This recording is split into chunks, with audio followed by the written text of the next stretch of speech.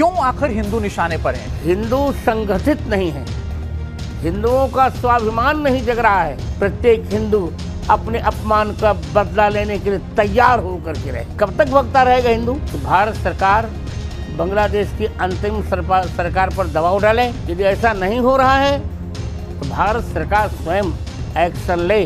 बांग्लादेश की अंतरिम सरकार ने माफी मांगी, और माफी मांगने से होता क्या है? यदि हिंदू जग जाएगा तो यह सन्नाटा तांडव में बदल जाएगा।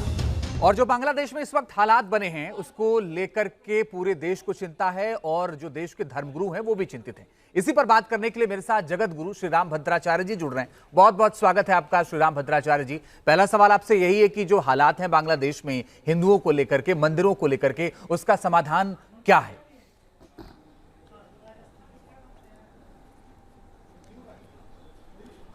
इसके दो समाधान हो सकते हैं। पहला समाधान यह है कि भारत सरकार बांग्लादेश की अंतरिम सरकार पर दबाव डाले कि किसी भी प्रकार हिंदुओं के स्वाभिमान की रक्षा हो सके। यदि ऐसा नहीं हो रहा है तो भारत सरकार स्वयं एक्शन ले और हिंदुओं का किसी भी प्रकार का नुकसान नहीं होना चाहिए। यद्यपि आज मैंने आकाशवाणी में सुना बांग्लादेश की अंतरिम सरकार ने माफी मांगी, पर माफी मांगने से होता क्या है? राम भद्राचार्य जी, आपके शिष्य हैं धीरेन्द्र कृष्ण शास्त्री। उन्होंने कहा कि भारत सरकार को बड़ा दिल दिखाते हुए सभी हिंदुओं के लिए दरवाजे खोल देने चाहिए। क्या यह तर्क संगत लगता है आपको?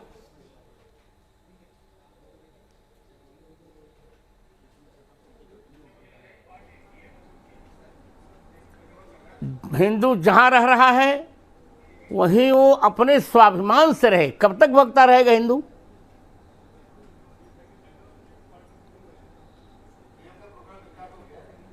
हिंदू प्रत्येक देश में रह रहा है। 100 करोड़ हिंदू भारत में हैं और 25 करोड़ हिंदू लगभग विदेश में रह रहे हैं। जहां रह रहे हैं वहीं वे अपने स्वाभिमान से रहें, उनके स्वाभिमान से किसी प्रकार का समझौता न हो।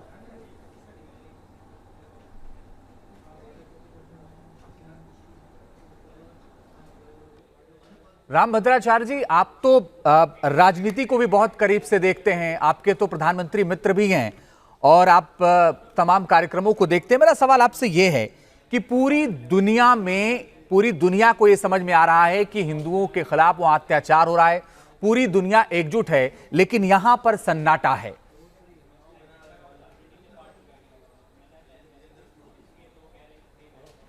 यही दुर्भाग्य है यहाँ का।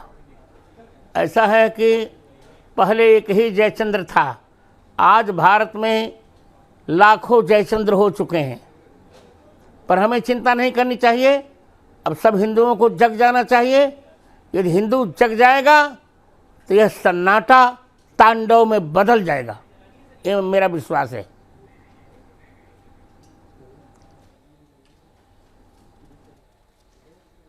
एक और बड़ी बात है, और बड़ी बात यह है कि आपको तो जहां वहां जो होता है पल पल की जानकारी आपको मिल जाती है। आप तो सब समझ जाते हैं, जानते भी हैं, जानकारी भी रखते हैं पूरी दुनिया की। हमने एक तस्वीर देखी थी वहां से, जब इस्कॉन मंदिर में तोड़फोड़ की गई, लोग मूर्तियों को लेकर के निकल रहे थे। और आपको तो ये बात पता है कि 1971 में जब बांग्लादेश बना था तो इस्कॉन मंदिर के सदस्यों ने बताया कि उन्होंने वहां मदद की थी, लोगों को खाना खिलाया था, बावजूद ये हाल किया गया।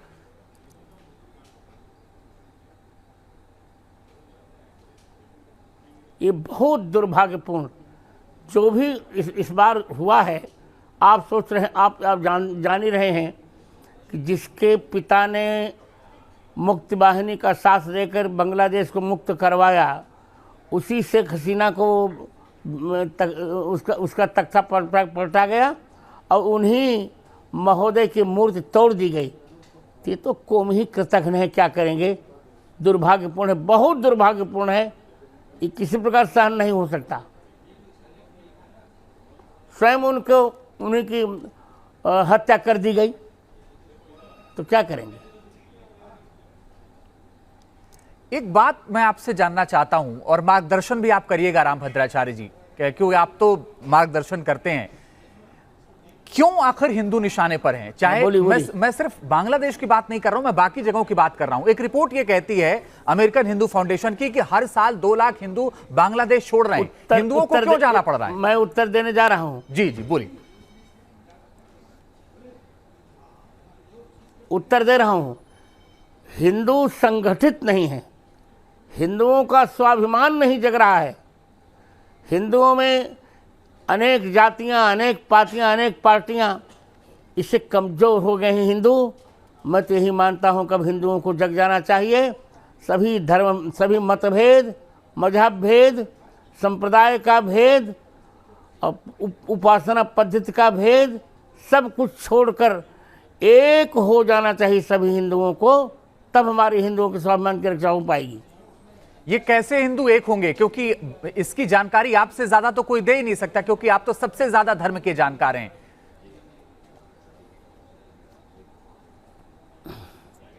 नहीं, मैं होंगे हिंदू। अब धीरे धीरे हिंदुओं का स्वाभिमान जग रहा है और हम लोग प्रयास भी करेंगे। हम तो ये मानते हैं, जैसे कि हमारे शिष्य धीरेन्द्र ने कहा हिंदू राष्ट्र की बात, हिंदू राष्ट्र तब संभव होगा जब देश में 80% हिंदुओं की संख्या हो जाए। और इसके लिए हमको सबको यत्न करना पड़ेगा, सभी से मिलना पड़ेगा, सभी हिंदुओं के मन के भेदों को मिटाना पड़ेगा। एकजुट होकर हिंदू को अपने राष्ट्र के साथ साथ हिंदुत्व के स्वाभिमान की रक्षा करनी पड़ेगी, तब इस समस्या का समाधान होगा। नहीं तो कितना हिंदू भागते रहेंगे, सर्वत्र तो उनको अपमान होना पड़ रहा है, सभी देशों में उनको अपमान सहना पड़ रहा है। मैं भागने के पक्ष में नहीं हूँ। मैं कह रहा हूँ प्रत्येक हिंदू जहाँ है वहाँ वो अपने स्वाभिमान से रहे, एकजुट होकर रहे, बहादुरी से रहे, वीरता से रहे और प्रत्येक हिंदू अपने अपमान का बदला लेने के लिए तैयार होकर के रहे। रामभद्राचार्य जी, उनको आप क्या संदेश देंगे जो गाजा में जब होता है, फिलिस्तीन में जब होता है तो बहुत बवाल करते हैं, उनको बुरा लगता है, लेकिन जब बांग्लादेश में होता है तो फिर सन्नाटा हो जाता है? उनके लिए आपका क्या संदेश है? यही तो दुर्भाग्य है इनकी वोट बैंकिंग का। हमारे देश में वोट के भेड़िए बहुत हैं ना, वोट के भेड़िए बहुत हैं। अपनी वोट बनाने के लिए भारत को बेच सकते हैं। इतने निकृष्ट चिंतन के लोग हो चुके हैं। फिर भी हमें डरना नहीं चाहिए। हमने जयचंद्र का सामना किया था, इस बार भी हमें जयचंद्रों का सामना करना पड़ेगा और हम करेंगे सामना। आपने इशारों में कह दिया कि बहुत सारे जयचंद हैं, लेकिन उन विपक्ष के नेताओं को आप क्या कहना चाहेंगे जिन्होंने बांग्लादेश को लेकर के एक भी ट्वीट नहीं किया जो हिंदुओं के हालात वहां पर हैं?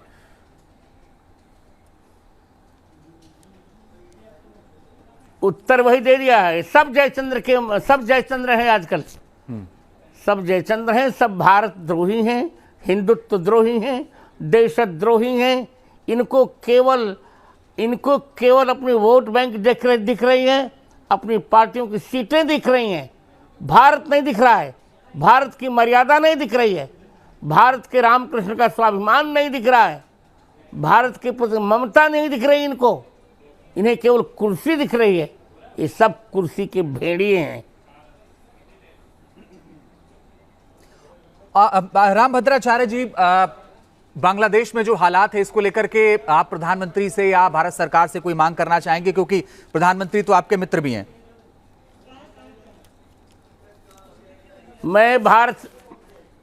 मैंने भारत सरकार से बात की है। भारत सरकार आश्वासन दे रही है कि हम उचित कार्रवाई करेंगे और अब हिंदुओं पर कोई अत्याचार हो तो हम उचित कदम उठाएंगे। हमको आश्वासन दिया है भारत सरकार ने। वहां अभी हालात सामान्य होने में रामभद्राचार्य जी थोड़ा वक्त लगेगा। वहां के हिंदुओं को भी कोई संदेश देना चाहेंगे आप? थोड़ा सा। वहां के हिंदुओं को मैं यही संदेश दे रहा हूं कि तुम धैर्य से काम लो, हम सभी तुम्हारे साथ हैं। जब तुम बुलाओगे तो हम पहुंच जाएंगे और तुम्हारा एक एक आंसू में हमारे लिए मोती के बराबर होगा। तुम्हारा एक एक रक्त का कतरा हमारे लिए बहुमूल्य होगा। हम तुम्हारी विपत्ति में सहायता करेंगे, धैर्य से काम लो, भागो मत, वहीं अपने पैर जमा कर रखो और दुश्मनों का सामना करो। हम यही कह रहे हैं। जो हिंदू हैं पूरी दुनिया में, वो राम को मानने वाले हैं, वो कृष्ण को मानने वाले हैं, वो महादेव को मानने वाले हैं। क्या हम ये उम्मीद करें कि हालात सामान्य होने के बाद रामभद्राचार्य जी उन हिंदुओं के बीच में जाएंगे और वो बुलाएंगे तो वहां कथा भी कहेंगे?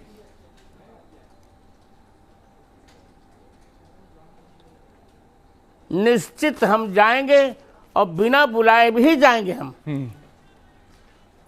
पहले उनकी व्यथा दूर कर ले, फिर हम कथा कहेंगे। तो इस दौरान रामभद्राचार्य जी एक बात जो बड़ी है वो ये है कि आपने कहा कि वो नहीं भी बुलाएंगे तब भी उनके बीच में आप जाएंगे, कथा कहेंगे। एक चीज और है, हिंदू अमेरिकन फाउंडेशन की एक रिपोर्ट ये कहती है कि बांग्लादेश से हर साल 2 लाख हिंदू देश छोड़ रहे हैं। और आप ये देखिए कि जहां हिंदू हैं जिन देशों में, वहां पर कमी लगातार आ रही है। इसके पीछे की वजह क्या मानते हैं आप?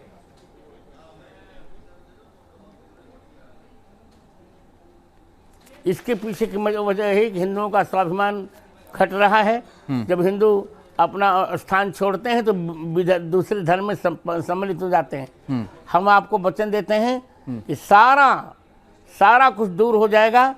जो हमारे हिंदू हमसे दूर हो गए हैं, हम सबको हिंदू बनाएंगे, सबको हिंदू बनाएंगे, सबको घर वापसी कराएंगे, सबको। और प्रत्येक बिछड़े हुए व्यक्ति को हिंदुत्व का बाना पहनाकर उसके जीवन में हम स्वाभिमान जगाएंगे। हम आपको ये वचन दे रहे हैं। चलिए आगे बढ़ते हैं। रामभद्राचार्य जी, कुछ और सवाल हैं जिनसे आप पर बात करनी है। अब जल्दी मैं आपसे सवाल पूछता हूं, फिर आप जवाब जरूर दीजिएगा। रामभद्राचार्य जी, देश में धर्म के नाम पर अंधविश्वास फैलाने वाले जो बाबा हैं उनके खिलाफ हम एक मुहिम चला रहे हैं। न्यूज नेशन एक मुहिम चला रहा है, ऑपरेशन पाखंड, सच की पड़ताल। आस्था के नाम पर जो बाबा ठग रहे हैं लोगों को, इन कथित बाबाओं को लेकर के आप क्या कहेंगे?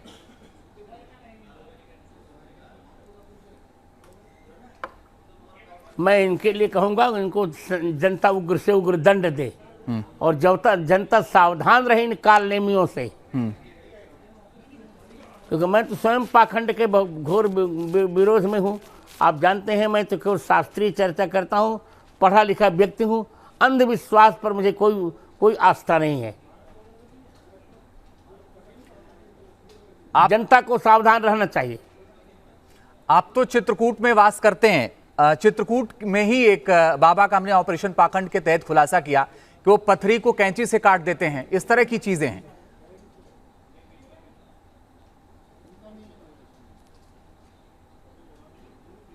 क्या बताऊं, मैं आपको वही कह रहा हूं ना, सबको अब सावधान रहने की ही आवश्यकता है और पाखंडियों को उचित दंड देने की आवश्यकता है।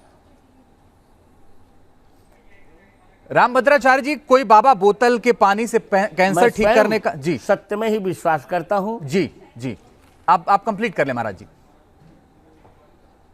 मैं सत्य का पक्षधर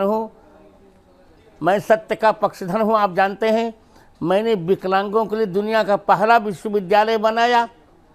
लगभग 10,000 दिव्यांगों को हमने रोजगार दिलाए।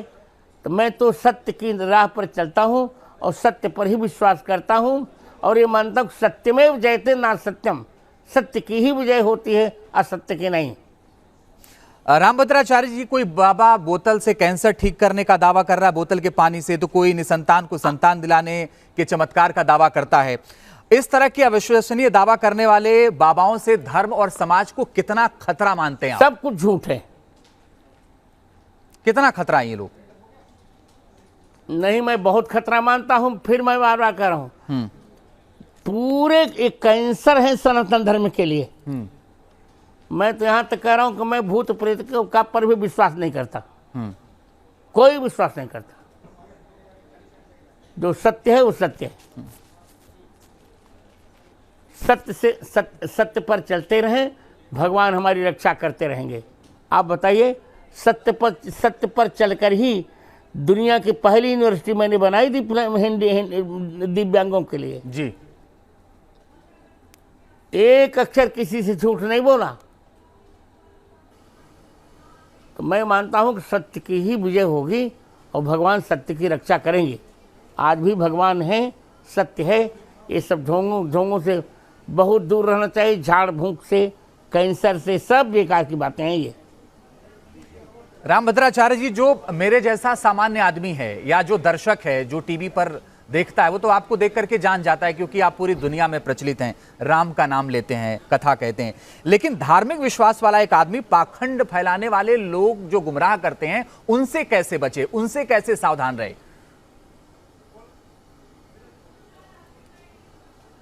उनसे बचने का यही उपाय है कि वो थोड़ा सा विवेक का परिचय दें और हमारी कथाएं सुनते रहे और हमसे चर्चा, जिसको जहां संदेह हो, प्रत्येक व्यक्ति का संदेह दूर करने के लिए मैं तैयार हूं।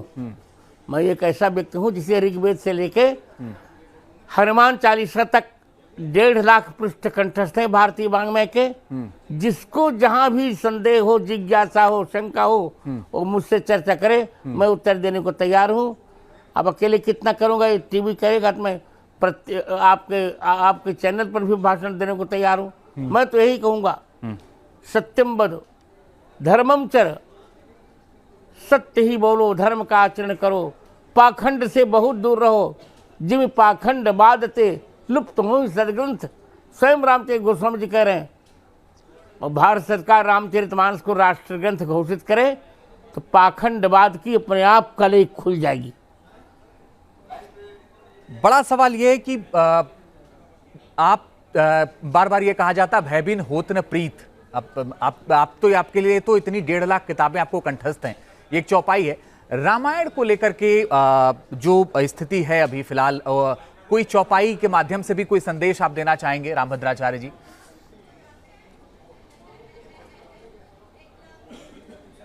मैं रामचरितमानस के माध्यम से यही संदेश देना चाहूँगा कि भगवान राम का चिंतन करना चाहिए।